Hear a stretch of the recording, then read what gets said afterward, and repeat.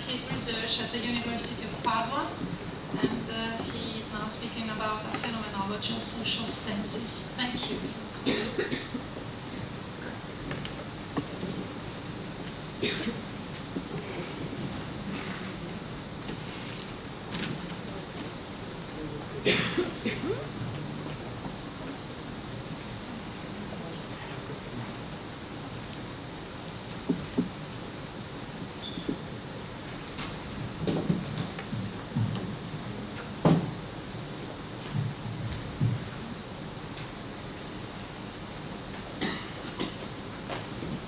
Good. Thank you very much for the invitation. I beg your pardon for my bad English also.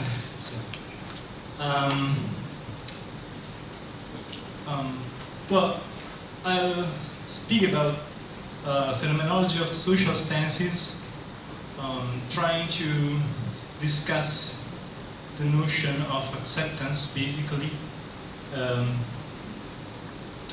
There is a passage, a quite famous passage in Margaret Gilbert's texts, which speaks about walking together.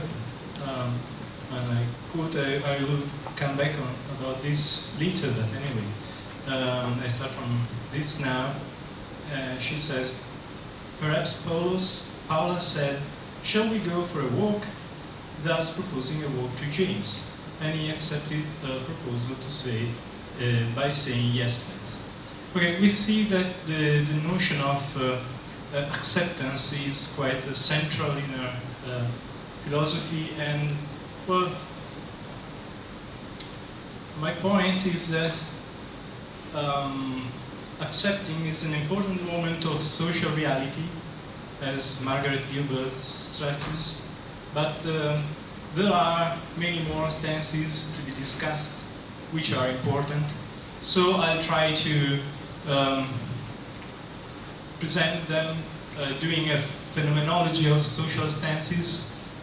This will lead me to a conceptual work, and I will deal with some notions that will give the background of many things we saw already today. For example, collusion, trophic behaviors, and so on. I will try to show that acceptance is, of course, important, but it's just one of at least 5 different stances. With the notion of stance, I mean, well, what in German would sound like Stellungnahme, in Italian presa di posizione, to take a position, even if this could be misleading, but let's say to take a position, to have a position. This means that I can take a position from an external point of view, and I could take a position from an interior point of view, and I made some remarks on these two things. Following some intuitions developed by Adolf Reinach and Dietrich von Hildebrand, but mostly trying to find some new ideas. The present speech will follow 2 main parts, will be developed into 2 main parts. I will present and discuss the 5 social stances in the first part, and in the second part I will test the explanatory power of the phenomenology of social stances presented. Let's start from the first part. The very first notion of, the very first case of social stance is the refuse, or the rebellion. For what matters here, I don't make a distinction between these 2. I treat them together. Rebellion is the 0 level of the social relationship being effective even when not actualized, because it is in principle always possible. it is a background possibility. Rebellion fights the reasons of what is its target, X, or the very existence of X. This means that the rebellion is against something, and and it is against from an exterior point of view and an interior point of view too. Let's take an example to go storming the Bastille.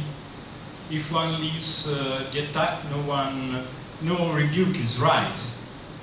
At most, questions are allowed, such as, where are you going?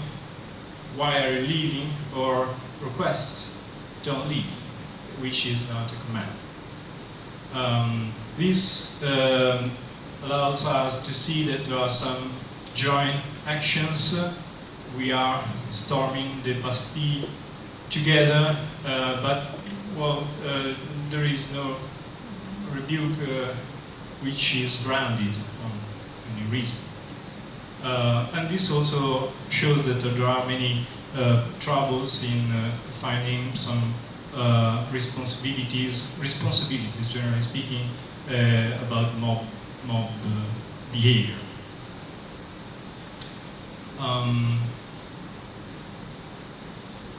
I'm quoting Gilbert's text. She says, two or more people are acting together, doing something together, if and only if they are jointly committed to respond to exposing as a body the appropriate goal. They are fulfilling the behavioral conditions associated with the achievement of the goal, and thirdly, the satisfaction of these conditions is motivated in each case by the existence of the joint commitment. Well, I don't see in storming the Bastille fulfill all these three requirements, and this gives some troubles with the theory. But I wouldn't say that it gives troubles to my approach, because I accept the rebellion as a kind of social stance. You could say, well, a rebellion is to act against someone, against something. This is not social. This is against sociality. Well, I wouldn't say, because I wouldn't agree, because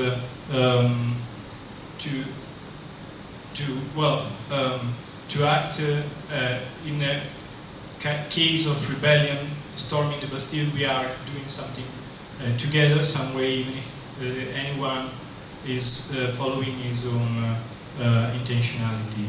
And even in a fight, we are fighting together, we are acting some way together, and the fight is the result of this acting together. In some cases of rebellion, however, people act together, as I said, with others, as we have seen, but there is no joint commitment or any kind of, nor any common goal, at least among opponents. At this level, we have collective actions of opposing and allied agents, but we do not have any social mediation, of course. The next step is to suffer. Well, this is a social notion, doesn't have any psychological implication as such. To suffer or to be subject to the initiative of someone else does not entail being able to refuse or to rebel against it. Such stance is a midpoint between rebellion and acceptance. In this case, the social agent is passive, intimately not accepting what she considers to be wrong, or she dislikes, or she simply does not have reasons to accept. Yet she is not ready to, or able, or convinced to contrast it. Rebellion has been studied to suffer the initiative of someone else. I would say it was not enough studied. I think it is quite an interesting case, quite helpful to understand the social reality. And let's go back to Gilbert's example and I read. Perhaps Paolo said, "Shall we go for a walk?" thus proposing a walk to James, and he accepted her proposal by saying, "Yes, let's." In short, they agreed to go for a walk together. Having thus agreed, they set off their walk. Such agreement is clearly a standard way of initiating a joint activity. Let's see some background details. Let's give some new background details, of course, they are mine, and let's see what happens. We now know that Paola is a terrorist. She wants James far away from the other prisoners for some reason. James does not want to look weak, and above all, he knows that it's useless to resist. Here, James is not accepting any commitment. He is just suffering an imposition, though performed with brutality, without brutality. He complies with the request and even declares she will comply. The text is quite small and assumptions. He will comply. But he does not have any commitment. It would be odd to say that if he tries to escape during the walk, Paola has the right to rebuke him because of his saying yes. The agreement was just a sign of not rebellion. So he's suffering the situation, he's not accepting at all. We don't have any joint commitment in any sense, in any possible sense. And still we have a case of social stance. And now we go to the third case, and finally we find the case of acceptance. Maybe let me change the mode, because I'm really suffering because the text is quite small. Sorry for that technical thing.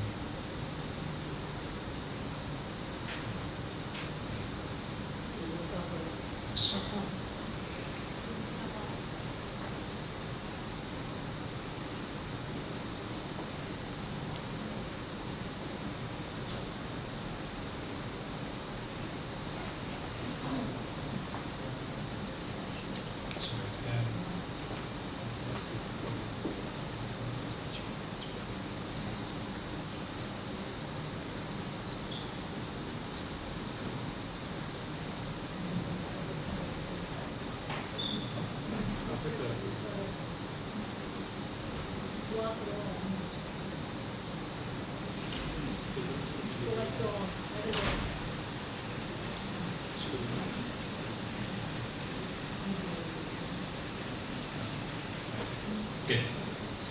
Okay, sorry for this.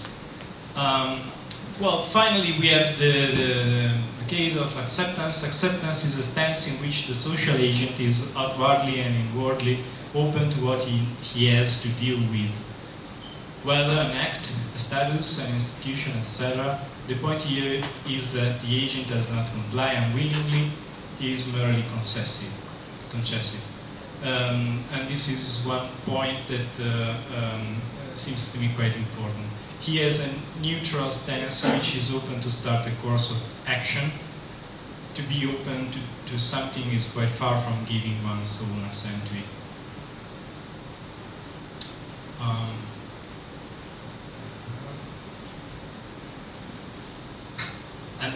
I'm not able to move.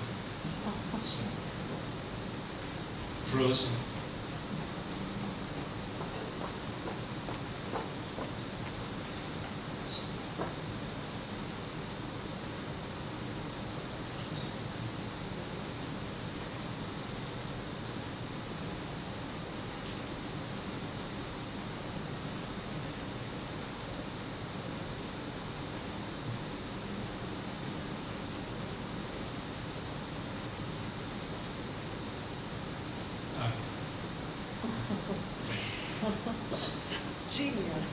a genius. Good. Okay, to go back to the discussion of the work of Paolo with James, presented above with its Gilbertian form, to accept the proposal in the technical meaning here discussed, James will answer something like, why not? So it's quite weaker than yes, let's. It's just why not. It makes a big difference. He does not have reasons to say no, and accepts the initiative of the other. In a yes, let's given under normal circumstances, we can find much more than a simple acceptance, as the stance is here explained. It is important here to notice that from this stance outwards social obligations arise. Now James cannot leave Paula alone, taking a new direction without any explanation or excuse.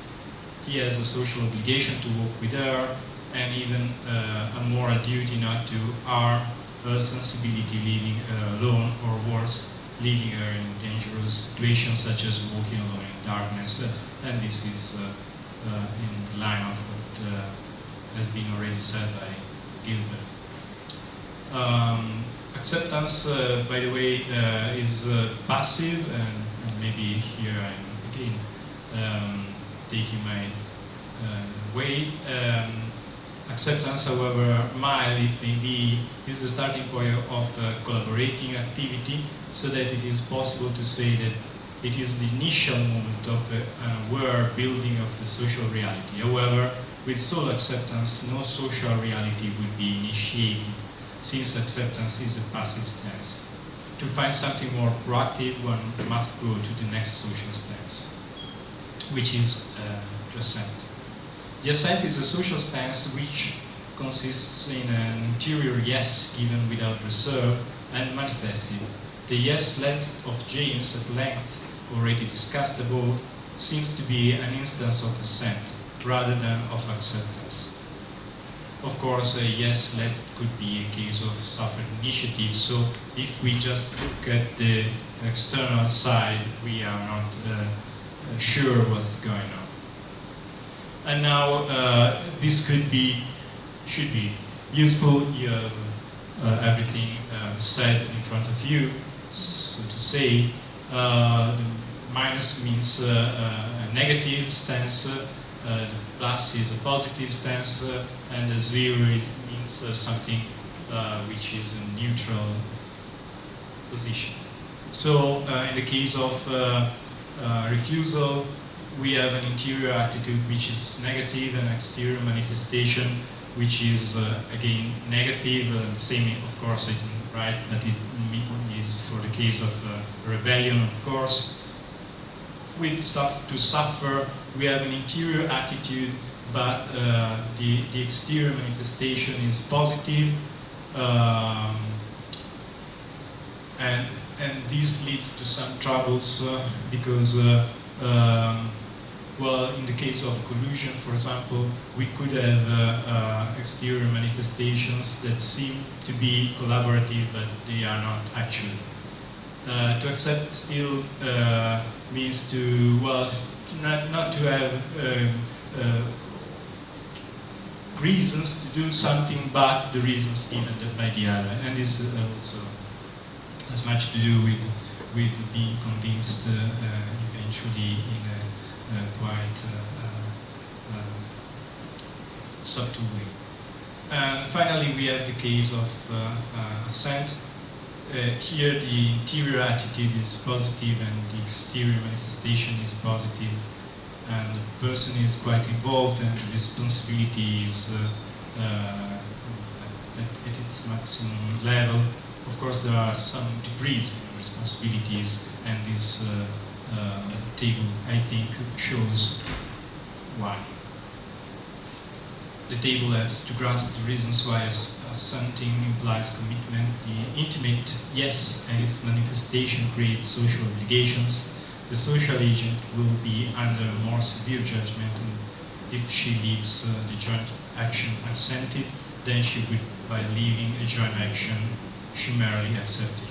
There are several levels of commitment social agents normally understand the social stance of the others, and they judge and act accordingly. This fixes also the levels of trust from a degree that goes from assent to incorporation. The instance is discussed in the next paragraph. Well, the next part. A side notation, much of the discussion given by Gilbert of the acceptance is rather about assent, I would say. And now we have finally the fifth stance, to make something one's own. Up to now we saw the stances which are giving all the possible degrees, and this in a sense is not a further degree, it's something quite new. The agent A from the ex-judge and refused at a certain distance up to now. Now, in this case, in the present case, the distance is V. The agent makes of X her own mind. She decides to identify herself with that X somehow. I would say this is an important case because it leads to communities and to some ways of being together, which are quite important, and now we can, with this case, start to speak of being one. Being together, but being one, in the same sense. So James and Paula behave as a we, but I would not say as one. Each is doing their part and is responsible for that alone. I know that this maybe would be a big problem, and we will maybe discuss about this. Anyway, let's imagine that now that the two are colleagues. They are cops. For instance, they both identify themselves as cops. They act as such, and in this joint action, the social bond between them made them be one thing some way. The police making an arrest, if we imagine a situation in which they collaborate making such an arrest. To be incorporated into something, for example, a family, group of friends, a social institution, give reasons to act as a we, performing collective actions. And now, well, keeping these five stances in the background, let's see some conclusions I think could be done about conventions. Okay. Let's go to the approach of Gilbert. She says members of a population P jointly accept a given fiat if and only if, by definition, they are jointly committed to accept as a value that fiat. First, it's not true that any possible convention is the result of a fiat. Jewish people were supposed to wear the Star of David. This convention was the result of an odious fiat. However, there have always been many other conventions, such as wearing a top hat, using in English the word convention to mean convention, nodding to indicate acceptance, which have not been instituted by any fiat. The fiat is an intentional act of the institution, while the mentioned conventions simply emerge at the same. The case of the Star of David seems to me quite interesting. Some Jewish people were actually accepting things from the historical records, even proudly saying, well, we want to show that we are Jewish and this is a good thing. Of course, this was at the beginning, at the very beginning, then they understood that it was not a good idea, of course, we know. There is a second and perhaps more dramatic trouble within Gilbert's understanding of conventions. It seems to me she thinks that acceptance is needed, to keep with the example of the Star of David again, even if a few Jewish at the beginning accepted proudly to wear it, in the end they all realized that it was an instrument of discrimination and hate. We see here a convention which cannot and should not be accepted, and indeed will suffer by the majority of the Jewish people and at the end by all of them. Third objection, finally, when one follows a convention, he does not bother to do it as a we, if not in special cases. Again, as I said, some Jewish people were initially proud to wear the Star of David because it gave them the feeling of being a we. But to make a different example, when we use the word convention, we are not thinking of our being a we. It's not clear what this we would be. To give a positive conclusion, the degrees of stances I have discussed above are useful to understand the mechanism of following convention. People can just suffer a convention or they can accept it. These two cases allow us to understand why it is quite easy to change conventions. There is a significant number of people that do not feel any particular commitment to follow a given convention. Some people may give their assent to a convention for various reasons. They like it, they have a special rules. Okay, thank you. Thank you.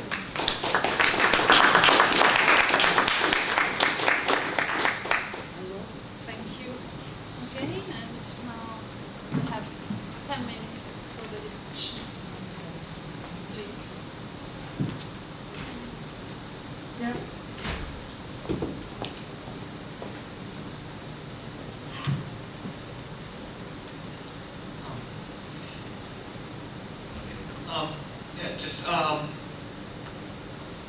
As I understand it, kind of what you said about the suffering stance is when you your inward attitude is negative towards the thing that's being proposed, but you outwardly give an expression as if you view it in a positive light.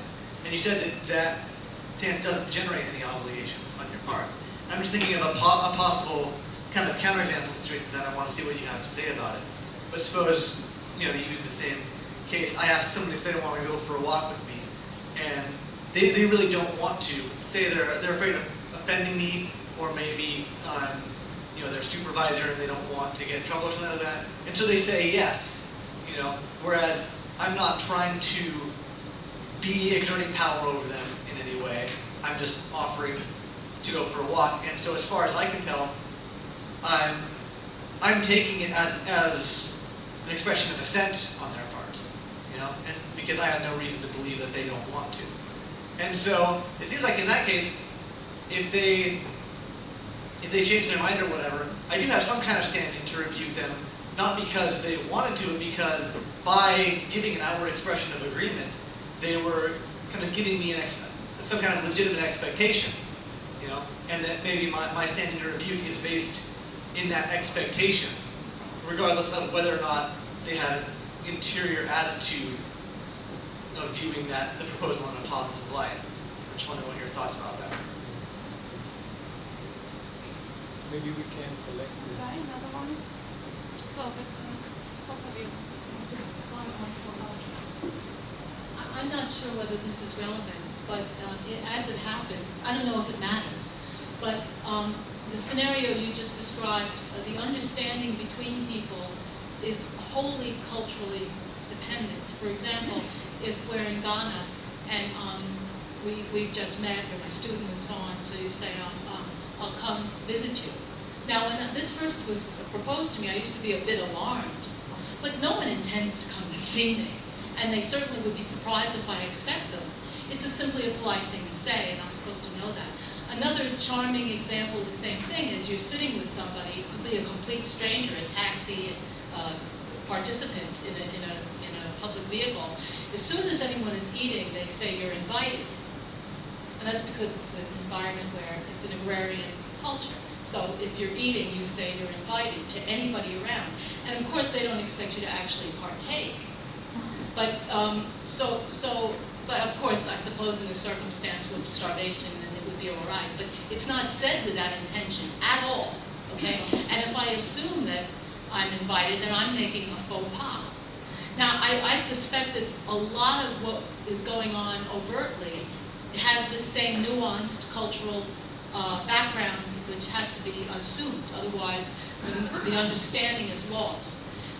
Maybe this is totally irrelevant to your concerns, but you know, it just, I guess maybe I realize now this is another example of where the social environment is almost an agent in the play, is a factor which, if removed, the understanding is lost.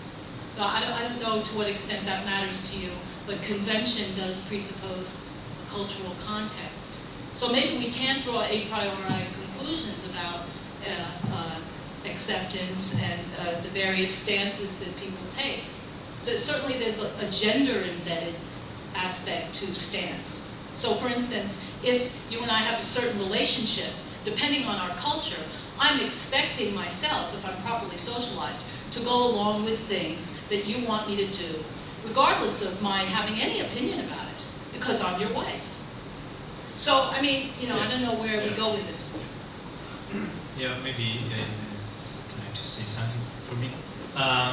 Yeah, well, with the example, quite interesting. I would say the trouble is where to put it, but I would say that it should be, it can find place in the case of acceptance. There are many more things to be considered. For example, social bonds, for example, conventions, and so I would say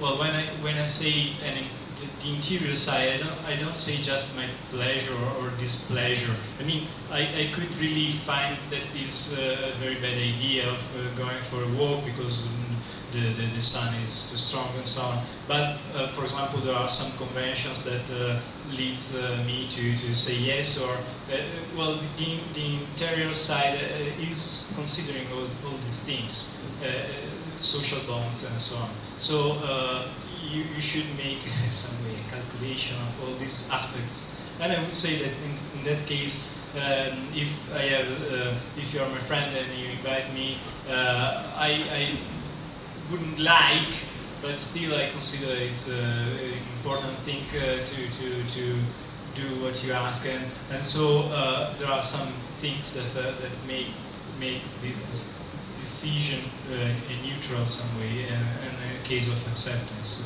I don't think it's really trouble giving me a counter example. Thank you.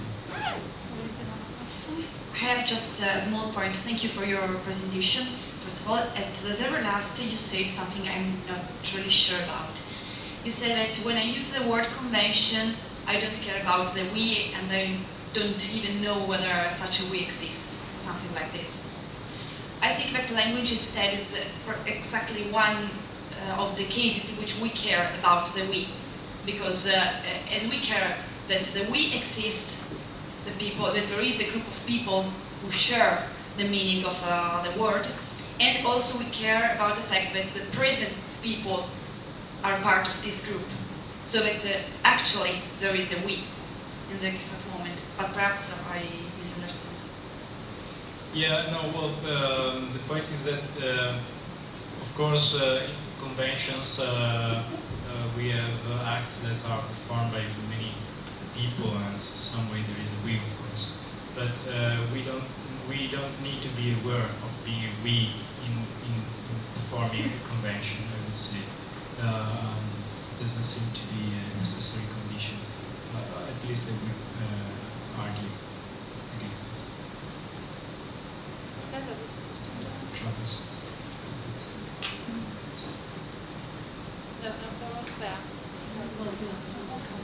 Hi, well thanks for the 5 stances, that was interesting. I just want to say something about my account of convention. Again, it's just a clarification straight away. So, I think my analysandum was our convention. So the we was kind of part of what I was interested in. What is it for it to be our convention? It might be you're not interested. You're a stranger and you want to know what's the convention around here. And you're not part of the we, but you want to know something about how people might regard you if you if you act in a certain way. So I was doing that. The other thing was fiat. I mean, you said fiat is an intentional act of institution. I just didn't mean that. I meant something of the fiat form. So, you know, I can't remember exactly how I put it, but we jointly accept that we are to find.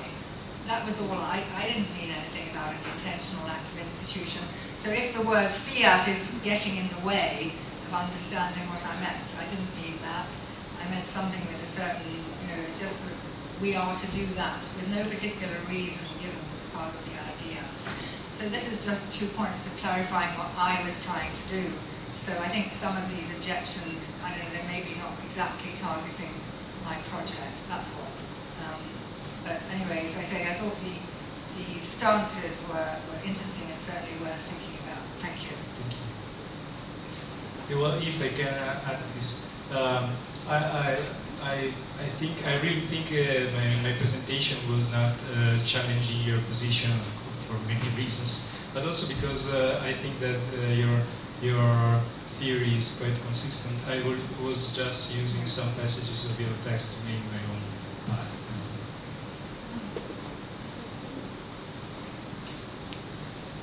Yeah, I just wanted to comment briefly on the distinction between norms and conventions. So game theory is actually quite useful for thinking about mere conventions that are not backed up by norms.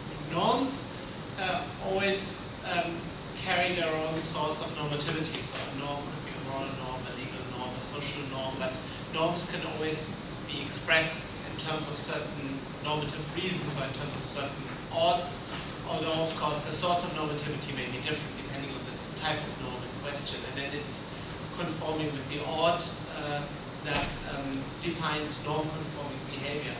Conventions, on the other hand, from a game theoretic perspective, could be simply behavioral regularities or equilibria that are in place due to ordinary prudential adjustments to circumstances, but there need not be any specific source of normativity in the background. I mean, for example, we've been navigating around San Raffaele hospital through all these tunnels, and when there are lots of people, a spontaneous convention might emerge that we all walk on the left in order not to collide with the others. On another day, the convention might emerge that we all walk on the right, and I don't know whether San Raffaele has an explicit norm governing this, maybe not quite like traffic laws, but if there is no specific norm, then this is a mere equilibrium in a coordination game. On the other hand, the very moment San Raffaele says, okay, traffic is getting heavier and heavier and people don't reach their lunch place in time, we need to legislate the whole thing, and they start issuing an official norm saying, you know, you must walk on the left or you must walk on the right. Then we have not just a convention, but a convention backed by a norm. And so I just thought this is a sort of useful way to distinguish between mere conventions and conventions backed by norms which come with their own source. Yeah. Is this a remark? It's a remark. Yeah. Okay, well, it seems to me Last quite question. reasonable. Roberta? Oh, well, it was just a question out of curiosity. Thank you. Whether this fine-tuned distinction between different stances could have any implication on Margaret Gilbert's answer to the question of collective guilts and its consequences upon individual guilts. This differentiation. Okay. Oh, in fact, true. It was addressed to Margaret Gilbert, but it ought to be addressed to you. In fact, do you think that? Do you think that this could be could have an effect on a more articulated answer to this problem? Yeah. Okay. So his opinion is yes. I don't know what's But yours. You asked the question with something in mind. I'd like to hear what you think the bearing is of his remarks on that target. What was your thought? I'm not going to say. Okay. No, I think in fact that I'm not sure whether your answer here is a yes or no answer or a univoc one. Maybe it is that in some sense collective guilt implies, should imply, in some sense also personal guilt, individual guilt. Absolutely not. No, absolutely not. Sorry, it was the other way around. Sorry. But then, couldn't this point be a kind of possible differentiation? It could imply some guilt in case there was consent. It could not. Depending on the stance. Yes, depending on the stance. Yes, so- The answer could be differentiated depending on the stances. So I think what I would say is like, so there's a model of, say, collective action. Sorry, I'm deaf. So I mean, like, just following on since you wasn't, I mean, so my idea is that you can give an account of collective guilt in terms of collective action and belief, Right, okay. such that it leaves open the question of individual personal guilt. And I think you're suggesting that maybe when we're looking at where the personal guilt may lie, it could then be necessary or helpful to look at the different stances that underlay, one say, acceptance of a certain regime. Because one might accept a certain regime without knowing how bad it's going to be, in which case it could be full-blooded acceptance and there's no guilt because you didn't realize that suddenly this and this would happen and you plunged into a ghastly war. So I'm not sure how it will work out, but it seems in principle that it might be relevant. I think that's all. You can't give a quick answer to that. Yeah. But I bring home this point that you recognize that this is adding some useful tools. Okay, great. Okay, thank you very much.